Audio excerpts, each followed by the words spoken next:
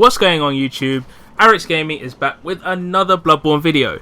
In our last video, you may have seen me getting ready to fight the game's first boss, the Cleric Beast. Well, I'll be showing you how that turned out in this video, as well as giving you some tips based on my experience fighting it. Now, as far as bosses go, the Cleric Beast shouldn't cause too much of a problem for most people, but there are a few things you need to keep in mind when you take it on. If you've ever played Demons or Dark Souls, you know a common tactic with many bosses is to keep your distance. But in this case, my best advice is to keep as close to the Cleric Beast as possible. Try and stick behind him, and a lot of his wild swings can be avoided without having to even manually dodge. This also gives you more opportunity to take advantage of the short recovery period after his attacks to hack away at that life bar. Taking advantage of your weapon's transform function is vital in getting this done more quickly and efficiently. Instead of sticking to one mode, switch it up by pressing L1 mid-attack to do a transform attack. Not only does it transform your weapon to the desired mode, but transform attacks also deal heavier damage, so try and get the hang of doing it. There are only two reasons I ever recommend creating distance between you and the Cleric Beast. Healing is important, and you can probably tell how much I use blood vials to heal myself in this video. Try not to use them quite as much as I did though, because unlike the Estus Flask from Dark Souls, these are perishable items, and if you use them all during a boss fight and die, you have to go and farm for more. Rage mode is the second instance I'd recommend keeping relative distance. The radius of the Cleric Beast's attacks is much wider and he's slightly harder to read in general.